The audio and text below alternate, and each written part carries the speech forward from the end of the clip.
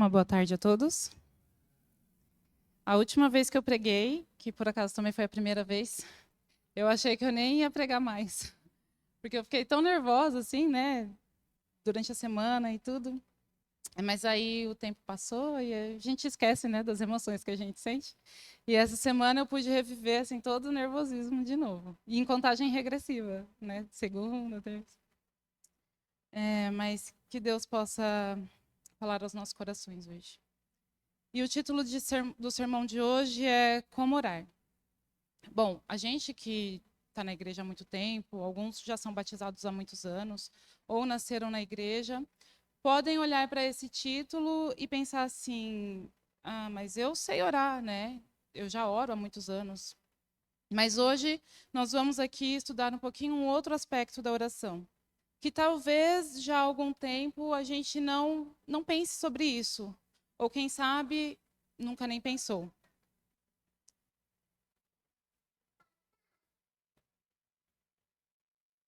Se eu perguntasse para vocês hoje, qual é o maior desejo para a sua vida de oração? Bom, no nosso dia a dia, a gente faz muitos planejamentos, né? A gente planeja o nosso dia de trabalho, a gente planeja o nosso jantar, planejamos passar assim algum tempo de qualidade com a nossa família. Mas você já gastou algum tempo pensando como você gostaria que fosse o seu relacionamento com Deus? Se você ainda não pensou sobre isso, não tem problema, você pode começar a pensar a partir de agora. E pense e deseje e planeje tudo de melhor para que você tenha um bom relacionamento com Deus. Mas não importa o quanto você planeje coisas boas. Deus, ele sempre tem planejado coisas melhores. Lá em Isaías 55:9 diz: porque assim como os céus são mais altos que a terra, assim são os meus caminhos, mais altos que os vossos caminhos, e os meus pensamentos mais altos que os vossos pensamentos. Deus, ele não pode ser pego de surpresa. Então, quando a gente deseja algo, Deus já desejou 1000 vezes algo melhor para a gente. E se tratando, então, do nosso relacionamento com Ele, muito mais. Eu não sei se alguém aqui conhece Nicholas Winton. Pode ser que não, né? Assim olhando. Mas eu tenho um vídeo falando um pouquinho sobre a vida de Nicholas e eu gostaria que o pessoal do som colocasse agora, por favor.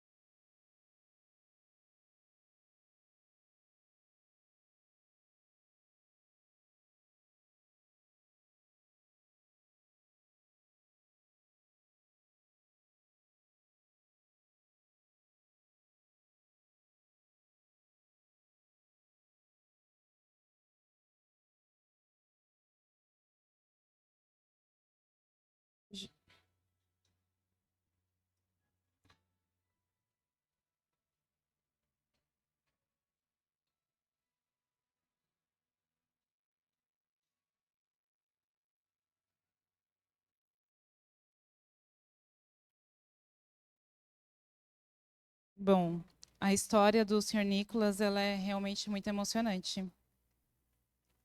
Depois que a gente tem filhos, né, principalmente, a gente vê crianças passando por situações assim e nos comove 10 vezes mais. E Lady Milena diz o seguinte sobre o Sr. Nicolas: ele foi uma das pessoas mais humildes que eu já conheci. Então, como nós podemos ver, o Sr. Nicolas ele era uma pessoa comum, né? Como nós. Ele levantava de manhã, ele ia para o seu trabalho, ele voltava. Mas um dia ele viu algo que o tocou profundamente e ele decidiu agir. Não porque ele foi obrigado, mas porque ele viu a necessidade. Mas por que será que ele nunca falou sobre isso para ninguém? Afinal, ele havia salvo 669 vidas. Com certeza, ele não estava atrás de fama. Tudo o que ele fez foi muito importante para essas pessoas, mas ele decidiu manter isso no privado. Se nós aplicássemos o exemplo da vida do Senhor Nicolas para a nossa vida de oração, nós teríamos duas lições. A primeira é que oraríamos mais, não porque somos obrigados, mas porque nós sentimos a necessidade, a urgência de nos derramar e de buscar a Deus. E a segunda é que buscaríamos mais a Deus no particular. Buscaríamos mais a Deus no privado, porque é ali que nós criamos um relacionamento com Ele.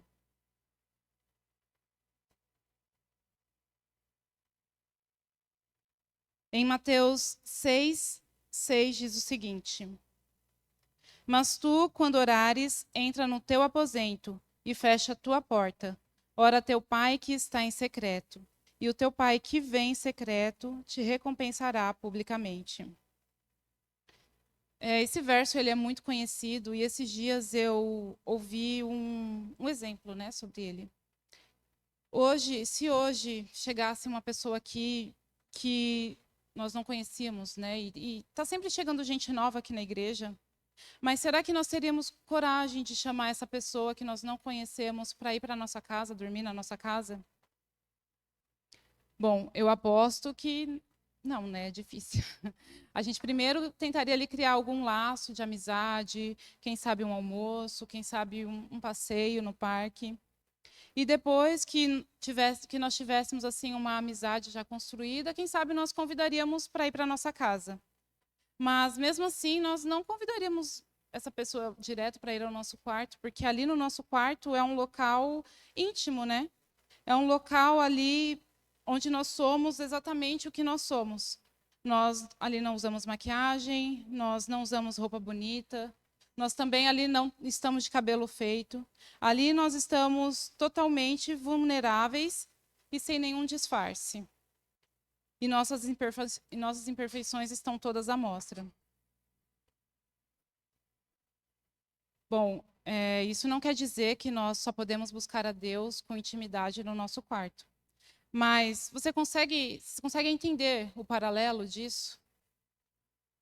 Tem hora que não cabe 3 pessoas numa oração. É muito bom nós estarmos aqui e fazermos duplas e orarmos. Nós nos fortalecemos uns aos outros. Mas é no privado que nossa fé é fortalecida. Tem hora que é apenas você e Deus. Lucas 22, alguém, por favor, poderia... Lucas 22, 39, 40 e 41.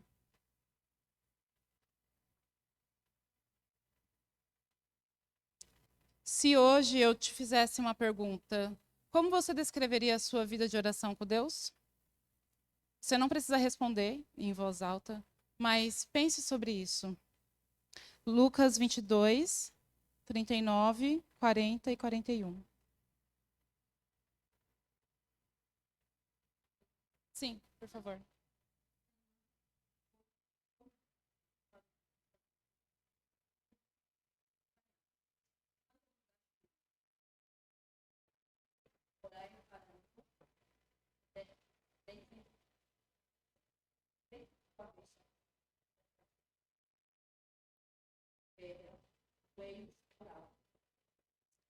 Obrigada.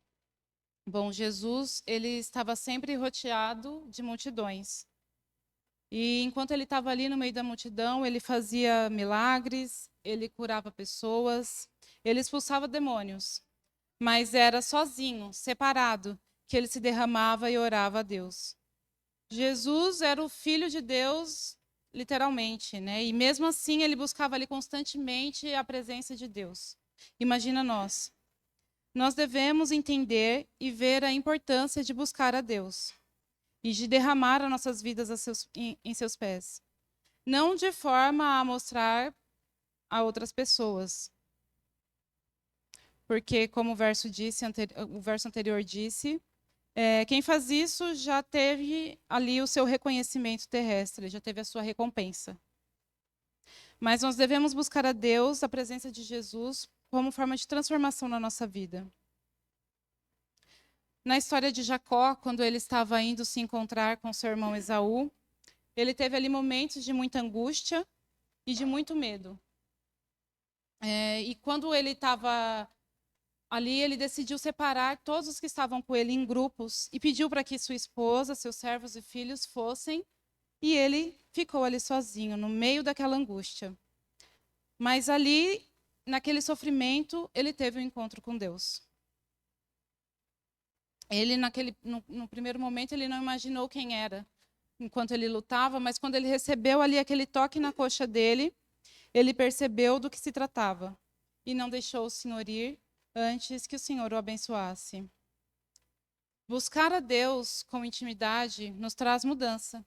Ali, Jacó, quando recebeu aquele toque, ele não era mais Jacó. Deus ali agora fez com que ele se tornasse Israel. E não tem como a gente ter um encontro com Jesus e continuar a mesma pessoa. O encontro com Jesus, além de nos transformar, também traz bênçãos. Bênçãos a nós e bênçãos aos que estão ao nosso redor. Ali, Jacó, Deus protegeu Jacó de Esaú, mas ele também protegeu a sua família. Isso mostra que todos foram beneficiados pelas bênçãos que Deus derramou ali em Jacó, porque ele buscou a Deus ali no secreto, com intimidade. Então, como eu fiz a pergunta anterior, né, como é que você descreveria a sua vida de oração a Deus? Bom, a minha vida de oração, ela nem sempre foi uma linha reta. É uma linha assim com muitas curvas, muitos altos e baixos. Às vezes está lá no alto e às vezes, infelizmente, está lá embaixo. Mas a gente tem que perseguir a Deus e buscar a Deus, assim como Jacó lutou com ele. A gente também tem que lutar e buscar a nossa bênção. Eu vou pedir para que agora alguém leia Salmos 42, 1, o 2 e o 8.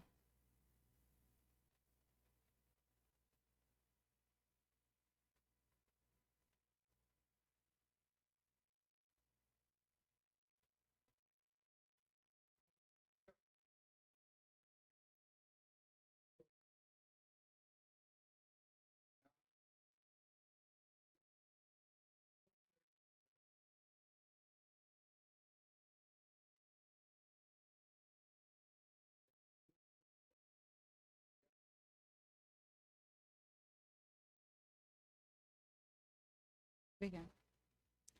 Bem, eu não sei vocês, mas eu admiro muito Davi. Davi, a forma que ele se expressa e que ele coloca ali as suas emoções nos Salmos, eu acho muito bonito. Eu tenho assim um pouco de dificuldade de expressar, né, minhas emoções. Então, quando eu vejo Davi sendo tão expressivo nos Salmos, eu acho mesmo incrível. E na Bíblia, Davi ele é conhecido como o homem segundo o coração de Deus. Mas se a gente parar para pensar nos erros que Davi teve, às vezes a gente pode pensar assim, mas por quê, né? Tem alguns personagens melhores para ser o homem segundo o coração de Deus. Até mesmo a Bíblia expõe alguns pecados de Davi. Bom, se a gente acha que para a gente ser aceito por Deus, a gente precisa ser santo, Esse é um pensamento errado, né? Esse é um pensamento que Satanás coloca na nossa cabeça para nos afastar de Deus. Porque se a gente parar para analisar, muitos personagens tinham ali os seus erros, né? Os seus pecados e as suas falhas. E Davi também tinha o dele. Entretanto, o que Davi não tinha era um coração duro. Ele se arrependia e ele estava sempre pedindo perdão a Deus pelos seus pecados. Ele buscava Deus constantemente em oração. E como nós vemos nos seus salmos, com muita profundidade e muita sinceridade. E ele sabia que Deus sempre o perdoaria. Lá em casa a gente tem um DVD com um musical da vida de Davi. Tem alguns trechos, na verdade, da vida de Davi. E a gente gosta muito, já ouvimos milhares de vezes, né? A gente gosta muito, as crianças também. E deu assim para meditar em alguns aspectos da vida de Davi. E realmente o que chama a atenção é o fato de que, na menor demonstração de erro, ele se arrepende e ele pede perdão a Deus. Saul, quando alertado sobre seus pecados, ele se irava, ele tentava se justificar, fazia ali alguma cena. Mas Davi não. Davi entendia que, apesar dele ser um rei de uma grande nação, perante Deus, ele não era ninguém. E por muitas vezes eu penso que a caminhada cristã é sobre isso. Não sobre nunca pecar. Porque Jesus foi o único que andou por essa terra sem de fato pecar. Mas é sobre o arrependimento. E é isso que a oração faz. Porque não tem como você estar num relacionamento íntimo com Deus e não perceber o quão necessitado você está do perdão de Deus e não se arrepender dos seus pecados. Orar é conversar com Deus. Às vezes o nosso coração ele está cheio de alegria, cheio de satisfação ou mesmo cheio de tristeza, e essa conversa com Deus acontece de forma muito natural. Mas há muitas vezes em que a nossa oração são apenas feitas por hábito. E mesmo quando elas são feitas por hábito, a gente tem que colocar o nosso coração nela. Porque a oração não é apenas uma questão de mente.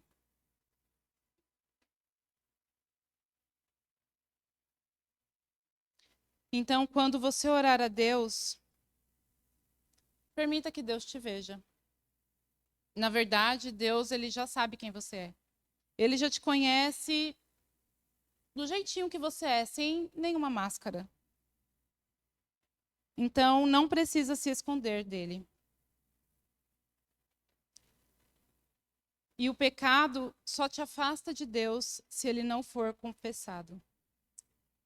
Saiba que não é Deus quem vai jogar na sua cara os seus pecados. Quem faz isso é outro ser. Deus ele vai te perdoar e jogar os seus pecados nas profundezas do mar, onde jamais serão encontrados. Lá em Miqueias 7,19 diz o seguinte: de novo terás compaixão de nós, pisarás as nossas maldades e atirarás todos os nossos pecados nas profundezas do mar. Tenha certeza de que Deus te ama de todo o coração. Portanto, seja real com Ele. Então, se nós chegamos aqui e você percebeu que talvez não tenha tido essa ligação tão profunda com Deus e sente que quer começar a ter, mas talvez não saiba muito bem como começar, nós vamos achar aqui algumas soluções para que você volte e tenha novamente uma ligação íntima com Deus. E uma delas é que antes do seu momento de oração, você veja algumas fotos. Fotos de momentos felizes, com pessoas que você ama, fotos de conquistas que você conseguiu e você sabe que foi só pela bondade de Deus. E durante esse momento, permita que a gratidão invada o seu coração e converse ali com Deus, comece a ter uma conversa com Ele. Você também pode fazer uma caminhada em meio à natureza e perceber a beleza da criação. E mais uma vez conversar com Deus sobre o seu profundo amor. Você também pode colocar um hino de adoração que você goste, e cantar a Deus com todo o seu coração e começar ali a conversar com Ele. Mas não se esqueça, separe um tempo em silêncio, medite sobre o amor de Deus. O que você faria sem esse amor? Medite sobre o quanto você deseja o céu, sobre a grandiosidade do poder de Deus e, como falamos no começo, sobre como você gostaria de ter um relacionamento mais profundo e sincero com Ele. Bom, relacionamentos, eles não são construídos de uma hora para outra. Então, se você acha muito difícil acordar de madrugada e fazer uma oração, tente durante o dia. Separe ali 5 minutos, assim, entre o seu trabalho, um momento ali, uma pausa do seu trabalho, uma pausa na escola, ou mesmo antes de dormir. E essas são apenas algumas dicas, né? O céu é o limite. Peça a ajuda de Deus e com certeza Ele vai te auxiliar. Buscai ao Senhor e Ele me respondeu, livrou-me de todos os meus temores, de Salmos 34:4. E nesse momento eu gostaria de te convidar para fazer uma oração. Uma oração silenciosa, só você e Deus. Ore a Deus pedindo que o Espírito Santo te incomode durante a semana, para que você possa buscá-lo na intimidade. Que nada seja capaz de te distrair desse momento que você vai ter com Ele. Nem a internet, nem os seus afazeres. Que o Espírito Santo te incomode de forma que você simplesmente vá e passe ali um tempo com Deus. E que você possa começar essa nova semana com coração grato e cheio do Espírito de Deus.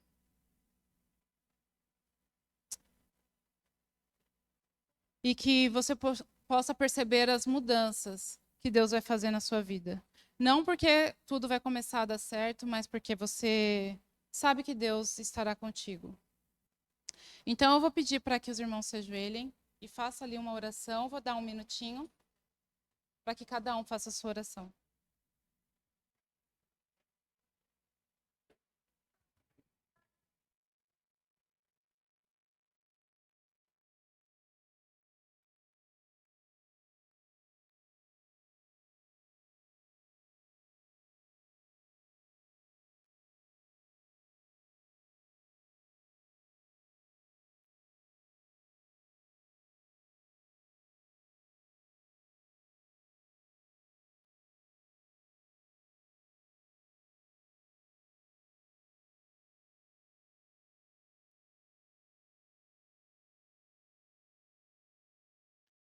Querido Deus, queremos ser seus amigos íntimos.